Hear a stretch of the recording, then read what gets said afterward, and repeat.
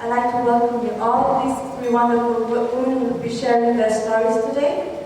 As you can see from the screen that we have, these are our social media platforms. You can follow us there and also use the hashtag #ChooseToChallenge, which is the theme of this year at Erbil Innovation House.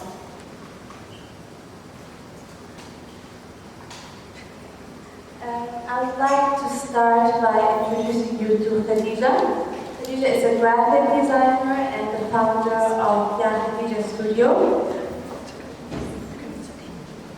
Khadija, you were born and raised in New York, and you returned back to Erbil in 2012. Could you please tell us about your experience and also the challenges that you were facing, and why you chose to remain in Erbil? Okay, so I'm going to be super honest. My first few years in Erbil were awful. They were, it was a big difference from having a huge infrastructure, being in a big city, having my friends, family, and then kind of like moving to a place where I didn't know anyone, and I came with my husband, so it's not like I decided to like, ooh, we're going to live in Paris, Italy, Erbil. So when I first came, Erbil was very different. It was 2012. I think like the biggest restaurant was like Today, or like Che Che. And we just go have shisha there all the time, me and my friends. And the reason why it was so hard is because I really didn't know who I was, and I think in New York, I kind of like, was like, ooh, I'm a New Yorker, I'm this, I'm that, and I really didn't have the space at the time to think about what it is I did in life, or like who I was. So what started out as being really difficult turned out to be quite a blessing, because in a city like Erbil, there's so much potential, which people a lot of the time will say, oh, there's not this or there's not that, but there's a lot of room for you to think and grow. And I think that's what Erbil was so authentic about giving me, and I really appreciated that. And in that space, I got to realize that I'm not a lady that likes to like work in NGOs. I really want to go back to my craft. And then God was like, do you really want to? I was like, yeah. And I had to learn everything online, but I know we'll get to that later. But like that was the biggest kind of like hurdle, like figuring out who I was in a place where no one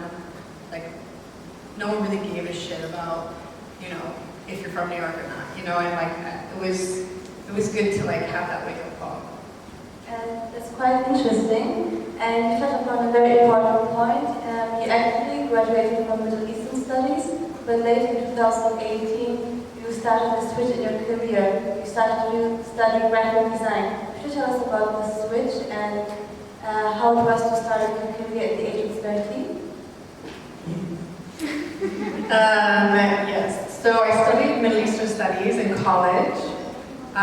It's really after rebelling from my parents. I studied the fine arts in high school. I really wanted to be an artist. I was like, Bella, I want to be an artist. He was like, he said a bad Iraqi word. And then, no offense to our doctors, we like, definitely was a pandemic. I was like, still want to be a designer. But I rebelled and I was going to be an engineer, and I ended up studying Middle Eastern Studies. And when I left, I was like in the NGO world, and I spent so much time like in a world that I didn't fit in, because I was trying to like mold into that I will never forget. I turned 30, this was 5 years ago, so you have a good idea of where I was, where I am. But I turned 30 and I was like, if I continue to do the things that I do not like in life, I will never provide anything of value. And if I stop and I do what I want, perhaps I will find meaning in life, and I will be able to give something of myself that can change. I know everybody likes to say the world, my community. It's true though. When you see people change, it makes you so happy. And when you're able to give, it makes you really happy. So, yes. It's actually very interesting how you decided to switch your career and go for what you love. I think many of us can relate to that. Most of us might have decided to study something based on what the community wants from us or what our parents want, and that you still decided to go for your dreams and pursue your dream career. It's amazing. And there's also a great result from it, because Khadija has also founded the first female-led graphic design studio here. Could you please talk about this community that you have created now? Yeah, so I tried very lightly on saying first here, because in a beat or in an album, everybody wants to say the first whatever. I opened up a studio. One of the first. It's literally down the hall. It's for women, it's for female creatives. It's a space so that I can avoid what I went through my first 4 years here, which is a lot of like, I could not access something men could access, and I'm a pretty like strong character. And that made me so mad, you know, like, why do they get to learn all the technical stuff? Why do they have like the friends, why can they get clients? What about us? And it's the community that was the most important thing. And in this crowd, we have Raz, Bilia, and Leal, hi guys, who are creatives that are in the space currently. And it's this community that kind of like drives us, because if you are a creative by yourself, you cannot exist as a creative in a vacuum. You need other people to give you motivation, inspiration, to tell you, oh, you know what, that thing is shit today. And you're like, oh, thank you. You know, I was in my head. Or like, let's paint together. Let's think about things together. And it's really helping each other out that makes why that studio is really important to me. Yeah, that's actually also one of the main goals of this co-working space, is to collect creatives all around Erbil so that they can share their ideas and also develop maybe a business startup or any ideas that they have in their mind. So as you've mentioned, it's very important that we as a collective, we share an idea and go for it. And could you please also mention the challenges that a female graphic designer is facing here? Touch upon this, because graphic design is not something you can study here, so basically you have to teach everything yourself. But what is it that makes it harder for a female to pursue a degree in a career in graphic design? Where do I start? I think, I literally do not know where to start. The hardest thing is your own thoughts and your own kind of like what you can and cannot do. I think that's the first part. In general, graphic design is not taken seriously here. Any creative business that you do here is not considered like hard, or like it's not hard work, or you didn't study hard, or you know what, it's just a button, it's just a color, it's just a whatever. And that couldn't be further from the truth. So having, not only not being seen as like somebody who can do great work, but like also not being respected, like when you're dealing with our male counterparts, they get bigger, better things because they're males, and like the way they walk around. I love like yin and yang. It's one and zeros. It's black and white. You need both to have a healthy world. However, when that world doesn't see you as an equal contributor, everything else that you do is going to be that much harder. And for female creatives, what this community should give them is always letting them know that they're not alone, that once you feel like you've hit that wall, come back, come have a coffee. We call it the V room in the, I'm not going to use the actual, but we have a room that's just completely red, it has good vibes, and you can come and rant and feel better and, you know, share what your walls, what you're up against. And then, you know what? You wipe away your tears, you put that mascara back on, you make yourself a cup of coffee, you get the shit done. Because that's what we do, basically. Definitely. Definitely. It's actually very important, like, as I want to go back to your studio that you have just founded. It's already very difficult for anyone to start up their own business. For females, it's even harder, and also during the COVID-19 pandemic. You should also tell us a bit more about the challenges that you're facing during the COVID-19 as a female in your design. It reminds me of one of these like physics problems that we used to do in real. This is a rock under wind. This is a rock under pressure and wind, and the thing is curving. Tell me what the velocity is. So it has been my dream to open up a studio for the last 5. So when I started doing graphic design, I had a really big, like, long-term vision. I was like, I will one day open up a studio. SubhanAllah, got into clear indicators of when things should happen in your life. Since the pandemic, we've shut down the space, completely like everybody's feeling all kinds of weird ways. And as I was passing, because we are recorded here, and I was passing, I found that there was this wonderful waxing studio that was there. I don't know who decided to do that. Yeah, waxing. It was called waxing. Yeah, one day it was just like closed, and I realized it had been closed for 2 months. And I was like, wouldn't that be nice if this was a studio? And I was like, this is a terrible idea. It's a pandemic, like what am I doing? What am I opening a space for? Does it make any sense? And then I had a friend of mine who like pushed me. And he was like, you're gonna do it, we're gonna ask, we're gonna go, you're gonna put your name down. And it happened so fast, subhanAllah. And I remember writing my name on the contract and being like, this is either the stupidest idea I've ever done in my life, because it's gonna shut me down real quick. They're gonna be like, oh, pandemic. Or it's gonna work out, I don't know how, but it's gonna work out, and I just imagine myself with like female designers like walking, that's my vision. That's how today before I came here. It was like, us, we're all like walking around, just being like, hey bitch, well not like that word, but like, you know. And like slowly, we're all kind of being who we are in a safe space, and that's beautiful. And like, this is exactly what this space is for. But the pandemic, it's hard. I feel like here we kind of ignore it a little bit. I mean, it still exists, but there were a lot of things that made it hard. But I guess at that point you're just like, okay, pandemic, and what? Like, what else you want to do to me? Like, you have a bigger vision, you have a bigger battle, and if you really believe in what you want, you will also believe in the failures. And if it's shut down, and if I failed, and whatnot, it's just another part to keep going. If it's not this part, it's another part. Right? Don't explain that very well, but yeah. No, it's been perfect. It was very impressive and very inspiring as well. And actually, you're also following us up on your YouTube channel about your journey that you're facing as a graphic designer and also doing your studies. Could you tell us a bit about your YouTube channel? I don't have a YouTube and also, but I don't know if I want to promote it, you guys. I'm sitting next to an actual YouTuber, so I don't want to say very much. However, I started the channel, respect them, what are you doing? I started the channel to be able to like show that even, I don't know, I grew up in New York and like people don't know who we are, what we do. We're like, hi, you from the Middle East? Sorry, is you on camera? You women's rights? And I feel like the most amazing women come from this part of the world because we're like, I don't take any bullshit, no matter which way you say it.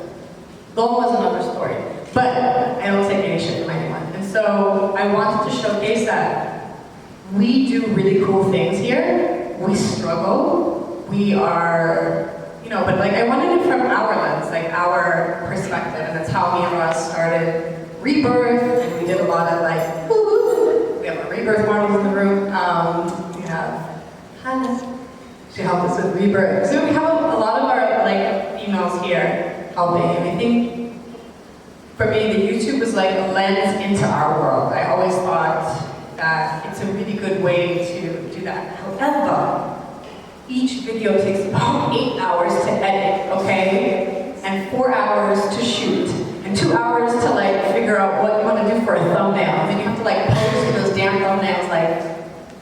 So all of it, and also the part where you have to like, you know, what is it? You have to like basically film yourself outside. Have you ever filmed yourself outside here? Everyone's staring. Every copy is staring at you. Like what does she do? It's like, I'm a graphic designer. It's like, no.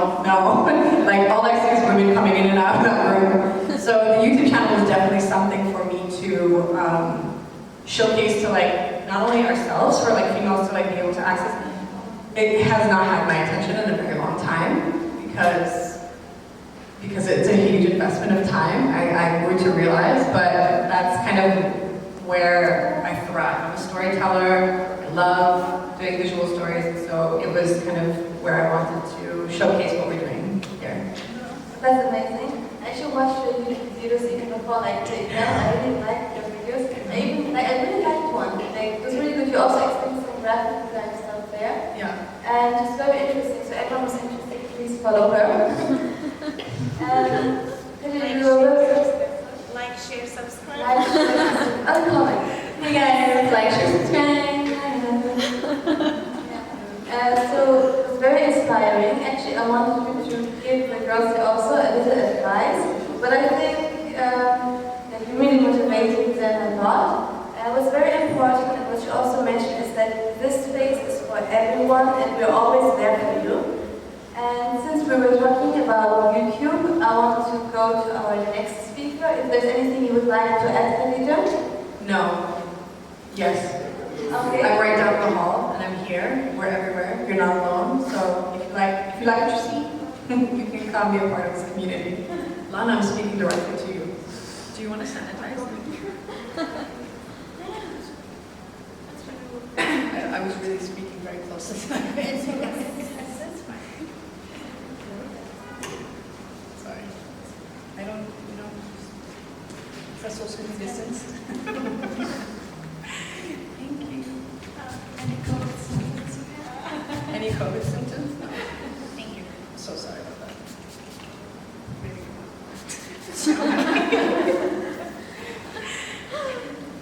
So since we have been talking about YouTube and Instagram, I would like to introduce you to the next speaker, Miss Kani. She's an English teacher and also an educational YouTuber and Instagrammer, if I can call you like this. Kani, could you please give us an example of what you're doing for those who don't know you yet? Okay, hello everyone, can you hear me? I think I'm pretty loud, right? Teachers are always loud, and they are very talkative too. So, my name is Kani, I'm an English teacher, and I'm actually very much in love with English and teaching to the extent that I decided to start my own account, public account on Instagram, inside Kani's head. A lot of things are going here. So this is actually promoting, and I'm not even ashamed. Okay, so follow me, guys. I'm pretty sure that all of you speak good English, excellent English, but maybe you can promote for the people who want to get inspired and fall in love with the English and try to learn it. That's pretty much so. I teach at a institute called Connors College, and Yes. Can you give us an example of the videos that you take? Like we have less than 1 minute videos where you teach phrases and idioms in 3 languages. How is that possible? so basically I speak Arabic because I was born in Baghdad, and I have spent around 14 years of my life in Jordan. And also I'm originally Kurdish, you can see. Very Kurdish, yeah? It can't be more Kurdish than this. Really? I'm Chinese. Alright, good. So, and also I can speak English, so what I tried to do is that I was thinking that, shall I do my videos only in English? Well then, maybe a lot of people, they don't understand English, Then, shall I do it in Arabic? I thought, I searched online and I saw a lot of people are doing this, Arabic. So I was like, we don't have Kurdish content that much. That was 3 years ago, especially on Instagram. And basically, I saw no female doing what I'm about to do. So I was like, okay, let's relax, be brave, go for it. I hope people don't eat real life. Anyway, so yes, short videos, 3 parts, less than 2 minutes, something like this, in English, and then in Arabic, and then in Kurdish. So for example, I will go like this. Let's do a live video. Hello everyone, today I'm going to teach you a new phrase, which is Iron Woman. Iron Woman means, you say it when you want to describe a woman who is very, very brave, like myself. And, of course, all of you here. Someone who's very ambitious, energetic, confident, and someone who is strong enough to go through all the difficulties and struggles of life and stays strong. Hang on there. Alright, that's a Iron Woman. And Bakhudi, Iron Woman, Wata Shirajin, we say. A woman who's very, very كسر كزور زور زور أزايا زور بتوانايا زور بقوتا بواي بخويا وبالعربي are women يعني المرأة الحديدية المرأة القوية اللي تتحمل كل الظروف والصعاب وتحقق أهدافها. Thank you very much. Wow, that's quite impressive. Let's have a round. That's quite impressive. And let's have a round of applause for this live example. Can we also have a very interesting story? You're originally from Korea. You were born in Baghdad, but you moved to Jordan at the age of 12. Around 12. I was sixth grade, about to be 7th grade. Yes, 7th grade. So you're basically just starting to be a teenager. So what challenges were you facing when you had this shift in your life and you were suddenly in a new country? Well, the thing is, in Baghdad, I had to leave all my friends. That was after 2003. I was born in, shall I say, 1991. Do I look younger or older? 29 years old. Do I look younger or older? Raise your hand if it's younger. Come on, raise your hand, even if you don't believe so. Yay! To be honest, I think you both look younger. Thank you very much. Anyway, I don't know what's this thing that we women, we all want to look younger. Anyway, it's not our topic. So, there's not enough time. age is just a number. That's a very short answer for that. Anyway, so we're talking about Baghdad. Yes, I was born in Baghdad in 1991, and basically I spent all my childhood there, and in 2003, you know what happened, the American War. And I experienced the whole war and everything, that period. It was horrible. Anyway, so after that, after a couple of months, my parents decided that we should move to Jordan. It wasn't really nice to stay there in Baghdad, so we moved to Jordan, we did. And as a very open, social person like me, it was very difficult for me to leave all my friends behind and come to a country that they don't, they were like, it was, you know, Jordanians, they are very, very open and friendly, but we were the very first nation that comes to their country, so it was a little bit weird at the beginning. And as a teenager, was the girls at school, I don't know what happens with them, like they are really mean when they are teenagers. So they didn't really like me back then, and they used to bully me and make fun of me. So I was kind of alone, and I found myself like eating my sandwich during the break of learning, which was very sad. But I tried to make friendships, but it was I used to be very popular in school in Baghdad. I used to have my audience, you know, and suddenly I found myself in a school where they don't really like me that much and make fun of me. And the thing that made it more difficult for me is the fact that Jordanians, they speak really good English. And I didn't have that because if you remember back then in Iraq, we didn't have really that you know, special care about English language in our education and in our schools. So all I knew was A, B, C, D, E, F, G. That was it. And hello Ziki, hello Leila, how are you? I'm fine, thanks. And that was it. So suddenly I'm looking at the books and, you know, I started comparing between our books and their books, our curriculum and their curriculum. And our books in Baghdad was black and white. It was made of that kind of paper. I don't want to say another adjective, right? So the books, the English books in Jordan, they were colored and they had that special smell. You know how magazines smell? It has a different smell because of the paper and the color and everything. So I used to hate the smell of my English books. It's not bad. It wasn't enough for me to hate the language or to hate the teacher or my classmates. I hated the smell of the book because I didn't speak English. I didn't understand English. I couldn't even read well. And whenever my teacher, she used to ask me to read, I used to go like this, you know? And she used to call me to stand in front of the class. And she knows I can't speak. I don't know why she kept asking me to come in front of the class and speak. But anyway, I used to shake, turn red, I don't know, butterfly,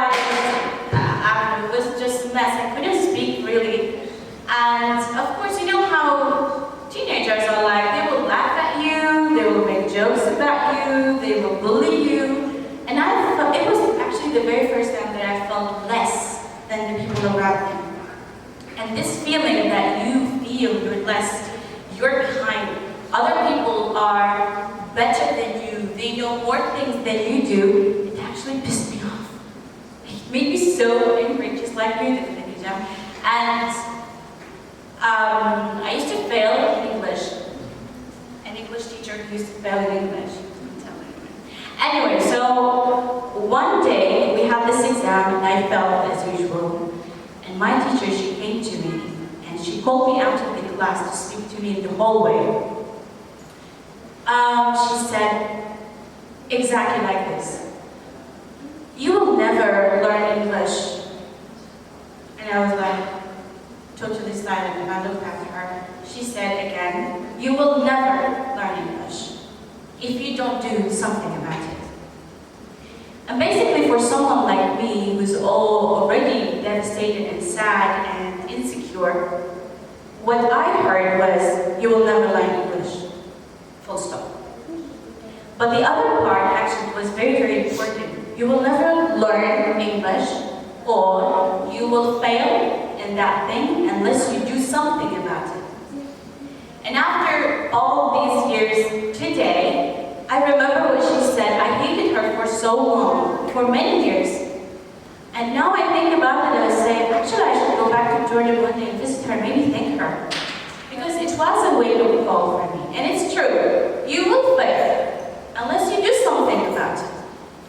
She made me learn one thing, that because she didn't really show me, of course, and a lot of people actually, even these days, I'm not really active recently because I'm too busy, but I will be again, please wait for me. And, but of course, it's public. Of course you will have a lot of people trying to bully you, cyberbullying, yeah? I had comments on one of my videos. One of 3 ladies actually, I felt they were like a team together. Like they're waiting for someone to comment and they go all comment together. And she said, yeah, you are very ugly. And I was like, huh? It's not true. Even if it was true, it's not their business. I mean, I was like, God, why would you do that? Why would someone write something like this? Maybe for someone like me, I wouldn't believe it, but maybe for someone else, she would believe it actually. And they were females. Like, come on girl, we have to stick together. We are the same boat, you should be way better than this. Unfortunately, a lot of people, like, they just open a page or an account and then sleep. And they start commenting and maybe taking one of your photos and write, they take like one sentence that you have said and put it under the spotlight just to get more likes and comments. And they forget that you have a family, you have parents. They might read what people are saying about you and this will actually hurt them.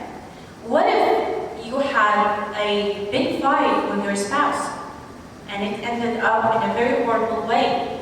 I don't think that people who are commenting or cyberbullying, thinking about the consequences, or maybe they do, but they don't care. But just put yourself in their shoes. And I saw a lot of, it didn't happen to me, alhamdulillah, but a lot of my friends actually are suffering from these kind of things.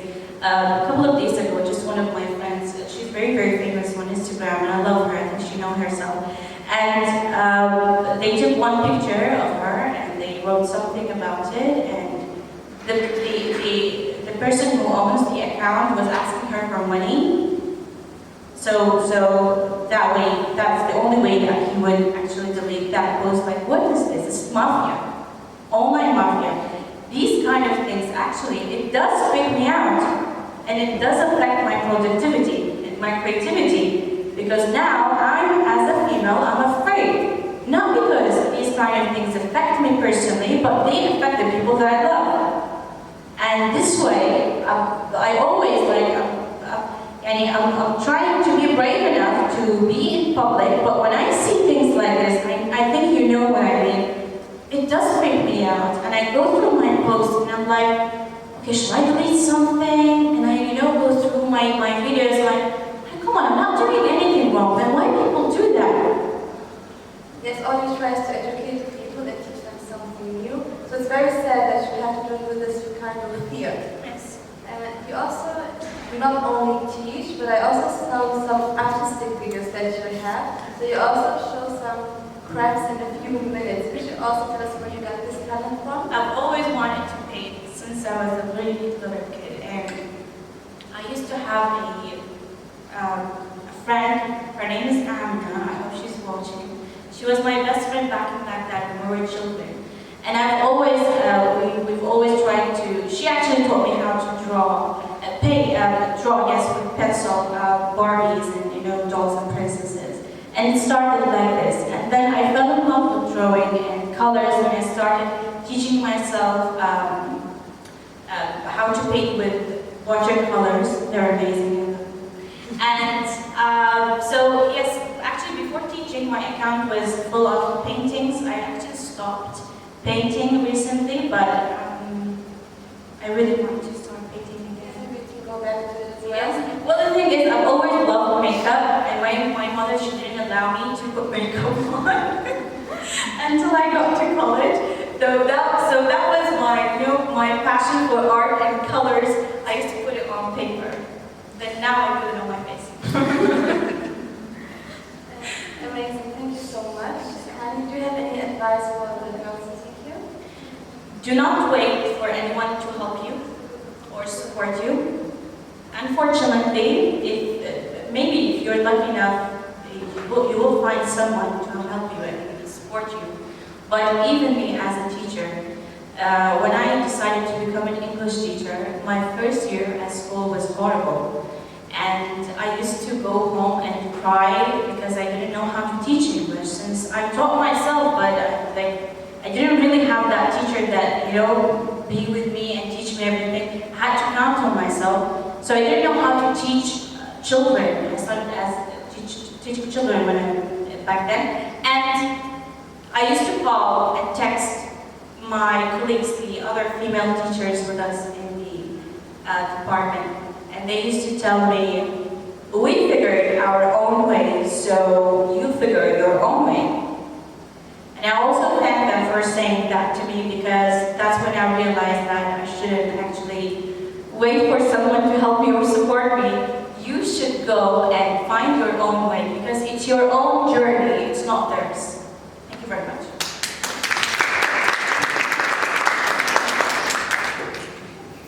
And now we come to the third speaker.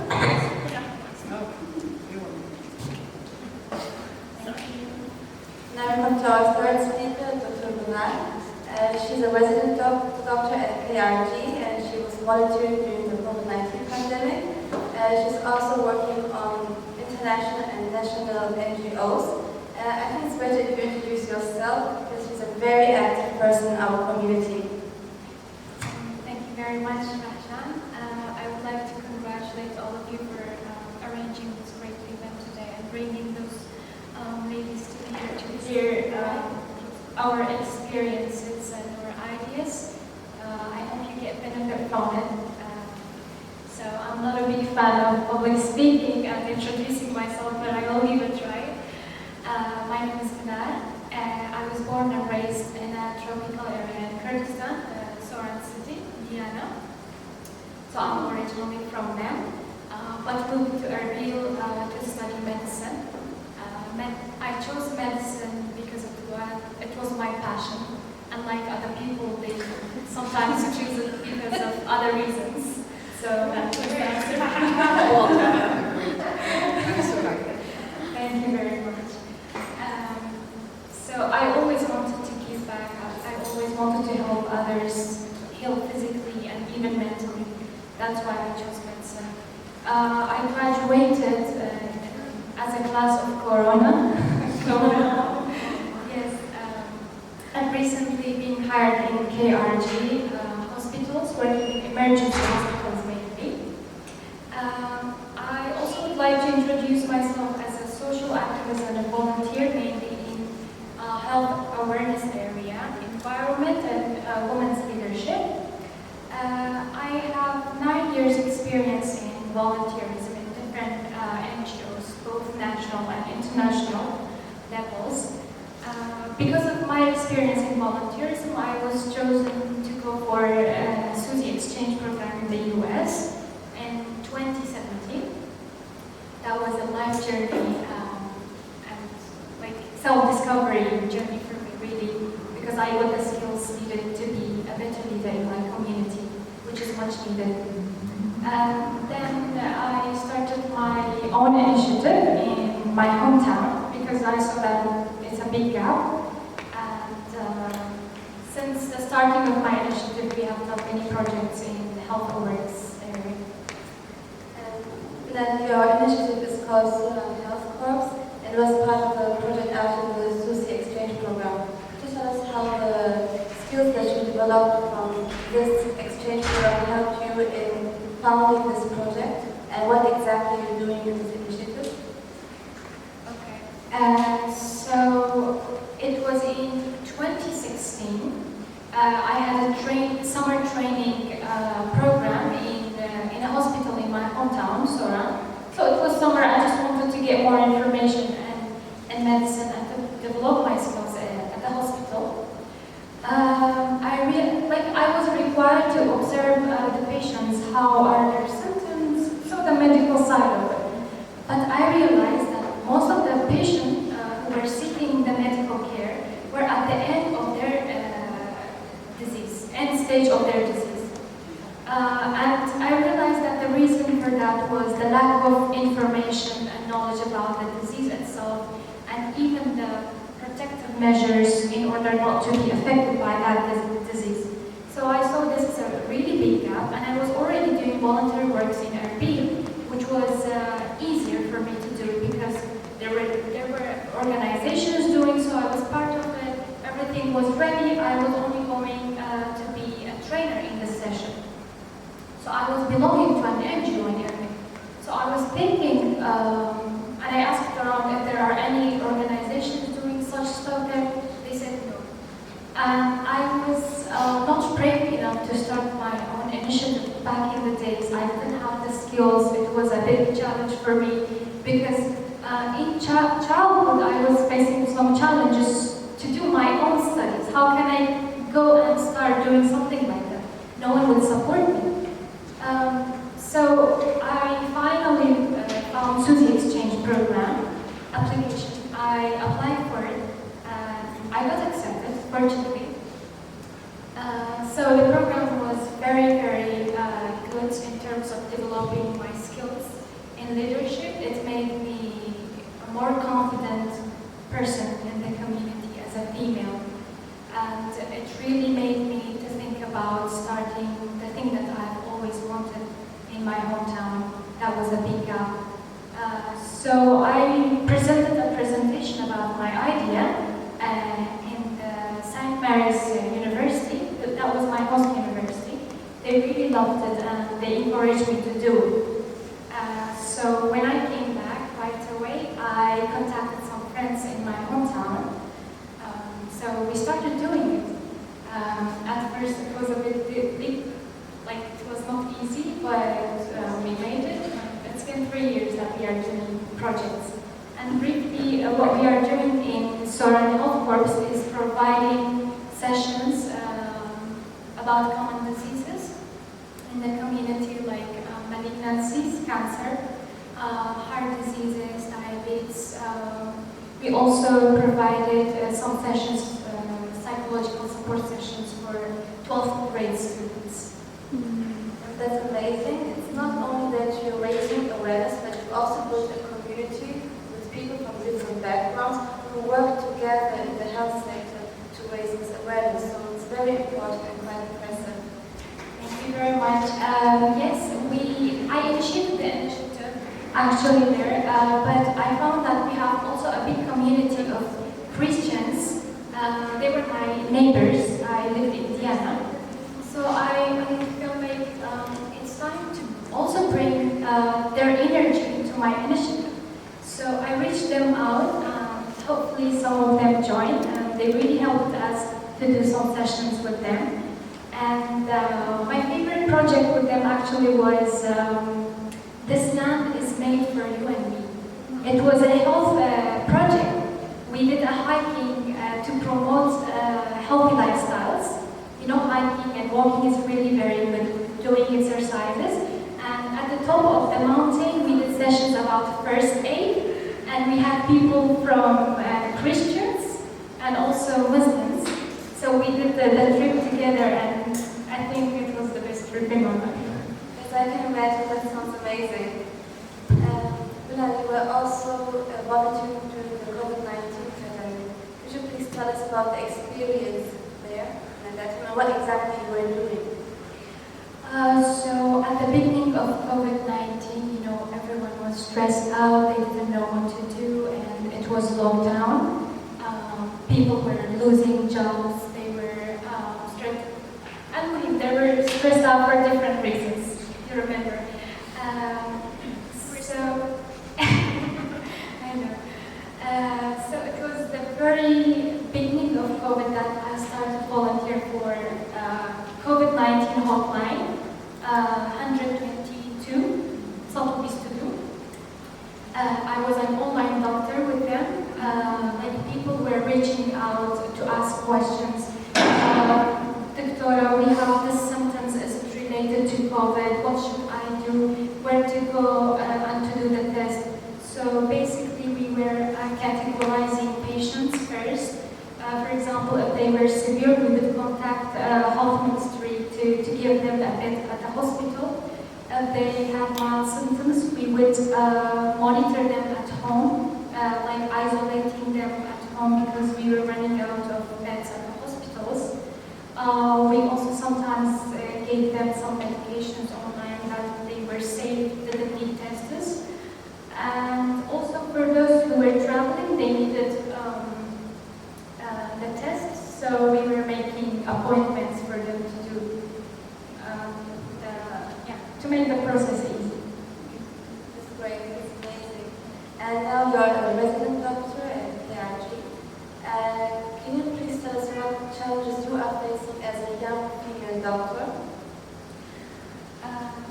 Okay, unlike my fellow colleagues, actually, maybe I have not experienced many challenges as a female doctor because they already know me and they say, you're a feminist, we can do things to you.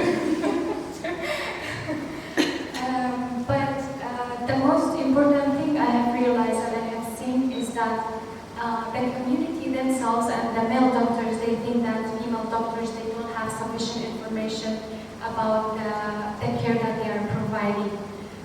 Even same for teachers too. It's actually, I think, in all the fields. Same for teachers too. I'm the only female teacher in my institute, and I have been teaching there for 4 years. The only female teacher. Exactly, this has been a challenge for many health, sectors. But in health, I think it's a bit more important because you're dealing with lives. So in front of them, like making them in doubt of the management you are providing, it's so they will not believe you, they are not convinced. So it will affect them psychologically. And you know, health is not only about physical health, it's also about your psychology, especially the psychology of the patient. We also have another example. Maybe it's small in front of everyone's mind or eyes, but for us it's a big thing, is doing the CPR.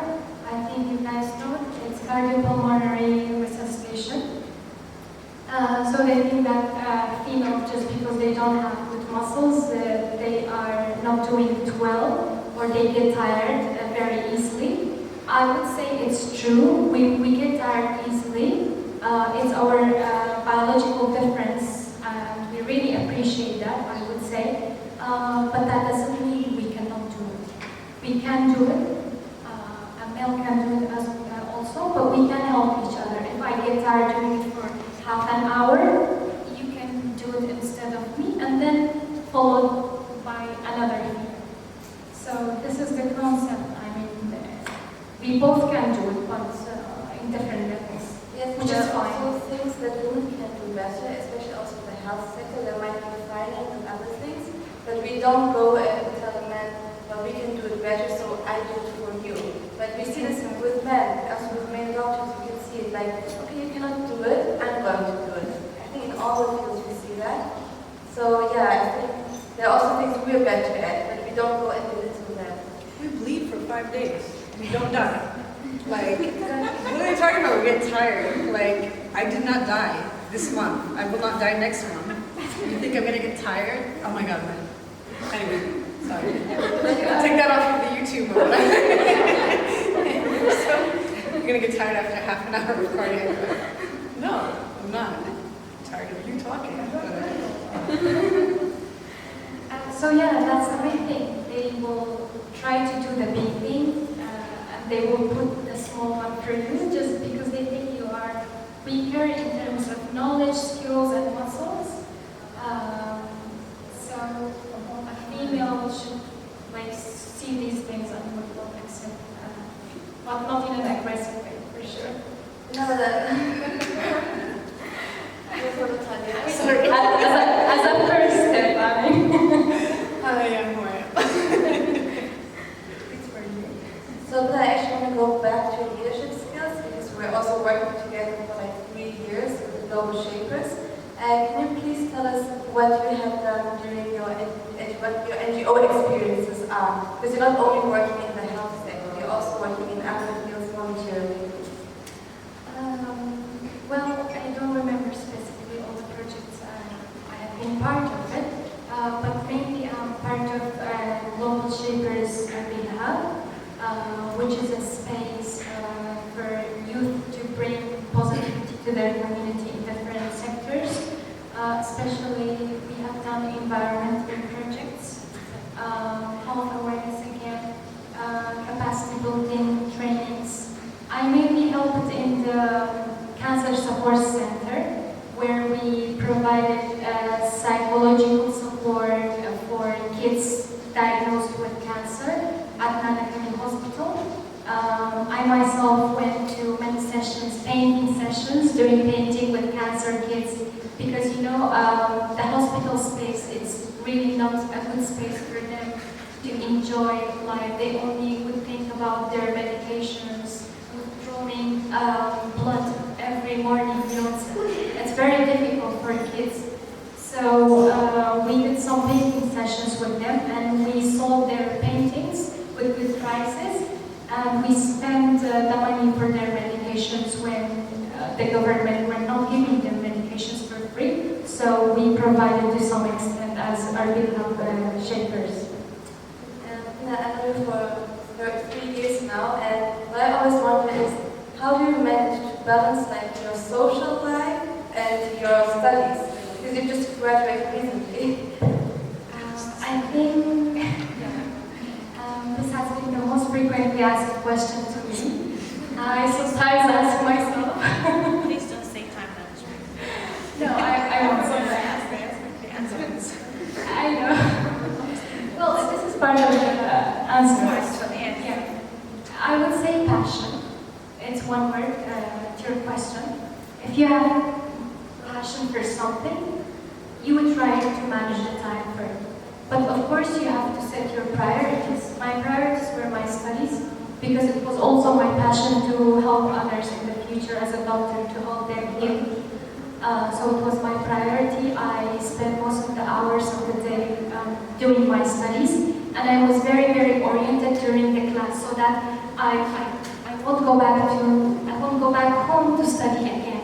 So I was like getting the whole information during the class. So I spent the rest of the hours to read extras, you know, because medicine is not what you read in the class, yes. And surprisingly, I never skipped any classes, so I did all of them. Yes, I was a nerd.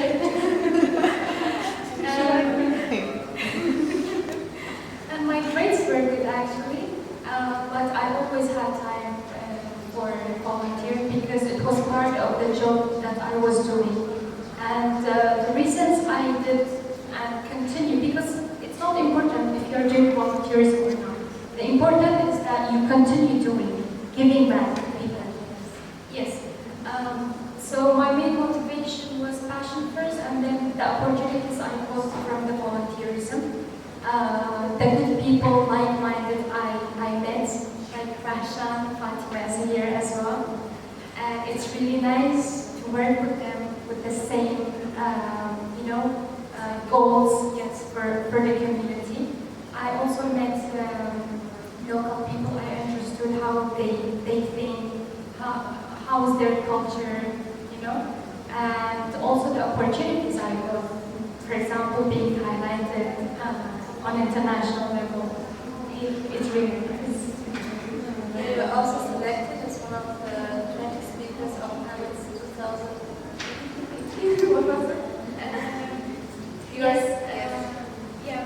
For the things that I have done, also for the initiative, I was chosen to be one of the 30 speakers. Yes, in international level, to be a speaker at Oxford University, but with the Iraqi passport, of course, it's not possible.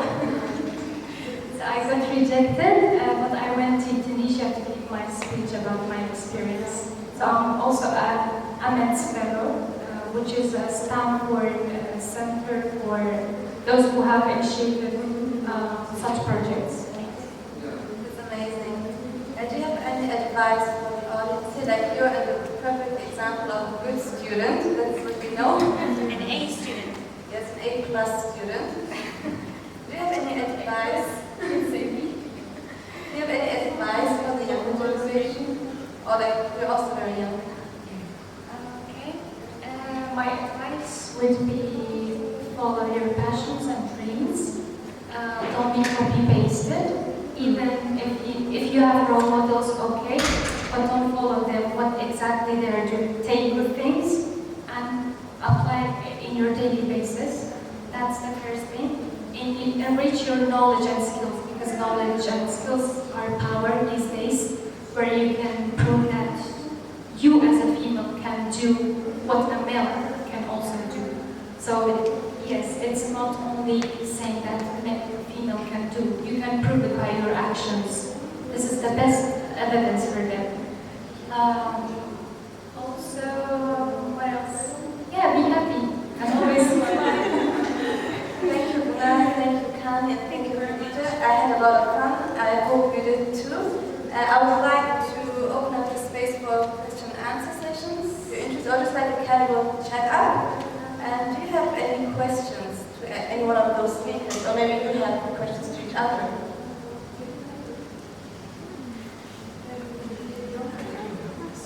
Okay. Can you just ask? Okay, I want to ask. I forget your name. Okay, sorry. I want to ask about, for example, I'm a good student, but I don't like my department because my department is accounting department, and I don't like it. But for example, when you went to improve my language, I'm a good student in there. But about my department, I'm not good. Because you are a good student, what's your advice for me? Because at now when I know, because I'm at fourth stage, and I don't like my department again. Yeah. For example, if every day my brother told me, hey, we have a course, you need to join it, and you need to make more or collect more information about accounting, but it's not interest about me, and I don't like it.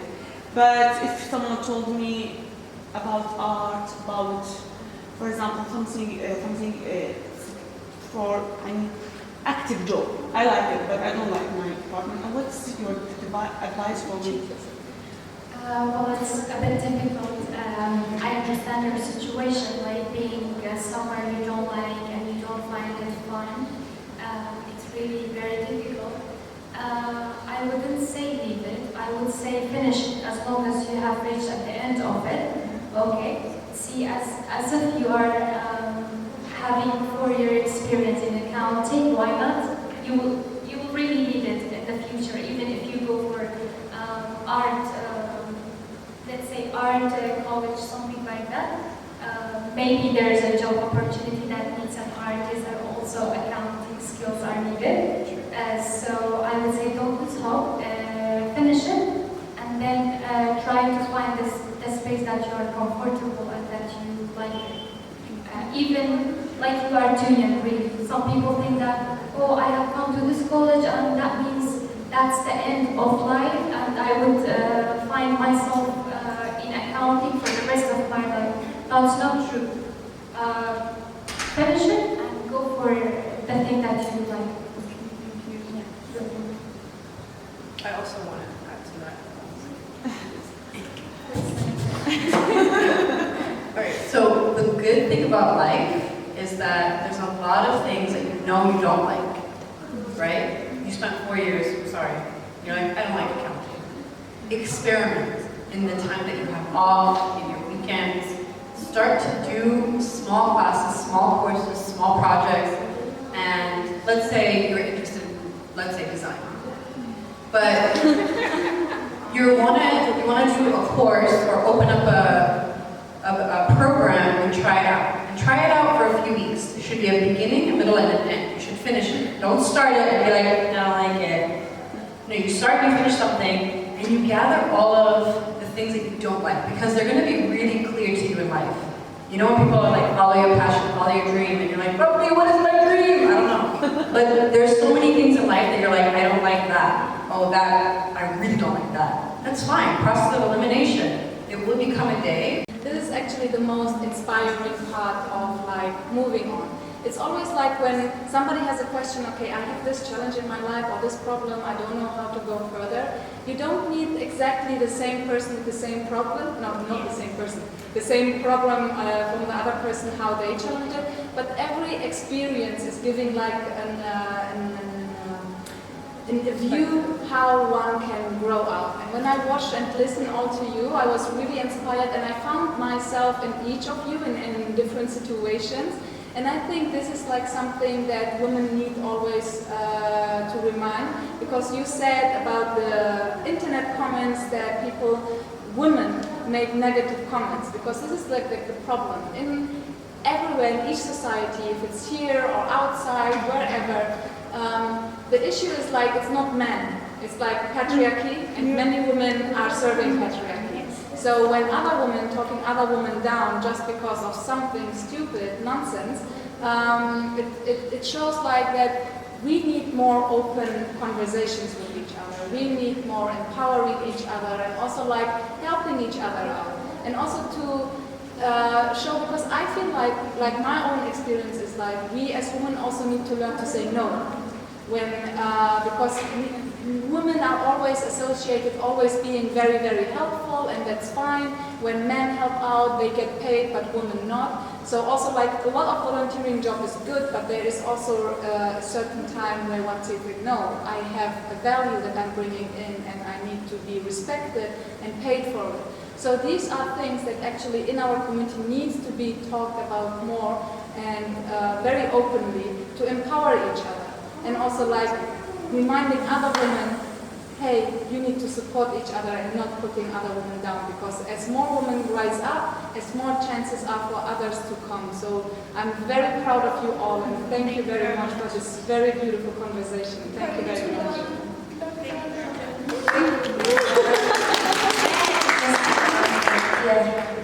Regarding that matter that Dr. Nana discussed, and yes. I'm pretty bad with names. Anyway, regarding that point, actually, we encounter a lot of students who come to our college and come to us, and they say that, is the teacher male or female?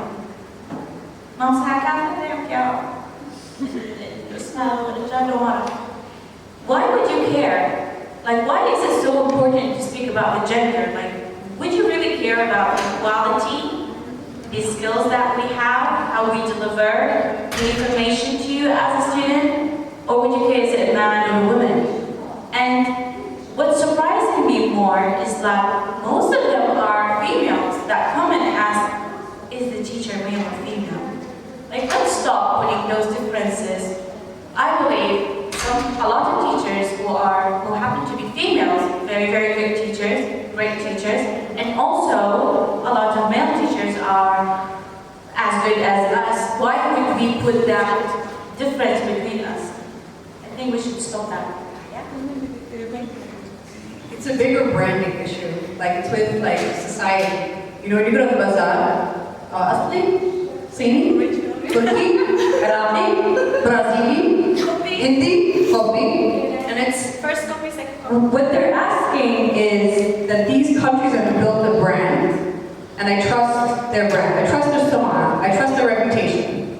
And they do it with where you're from, you know? And I think gender is just one of those other categories that people do. And what kind of our mission is together, like Anna said, it's not only to create these spaces, but to really think about our brand as women and what we bring to the table. That means integrity, that means quality, that means not only bitching about it, but showing our work, raising our voice, showing our price, showing our value.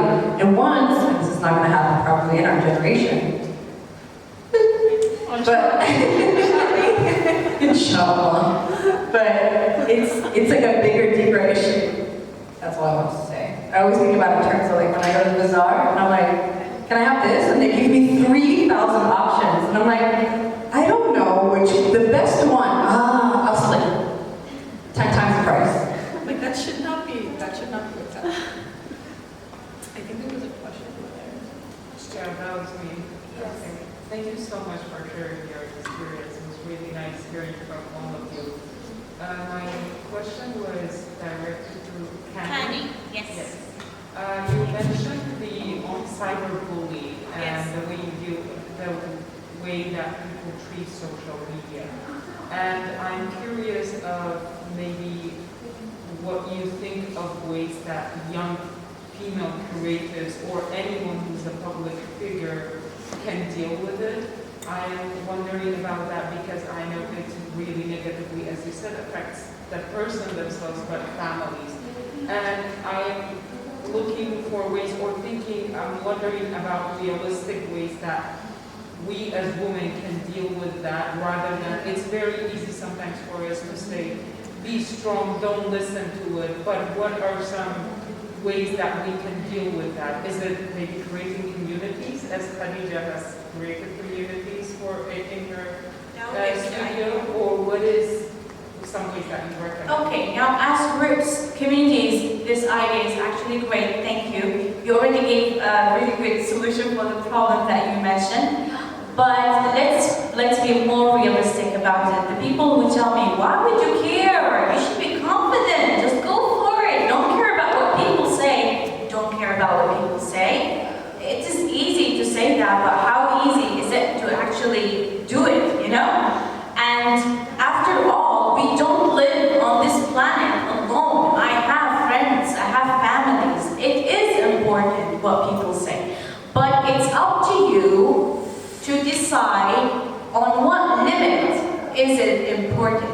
And I'm actually still looking for a solution in where I'm a Libra, so I always try to balance things. So I'm still trying to find a way to balance, like to be in the middle when it comes to such problems.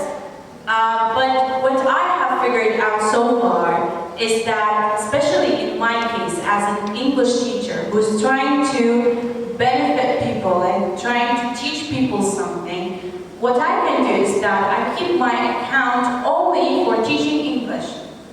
I feel that most of the problems, the bullying, the cyberbullying, the things that are happening are because, and I'm not explaining it, it's not an excuse, but I'm just trying to explain what I'm thinking out loud, is that usually the YouTubers or the Instagrammer influencers, yeah, they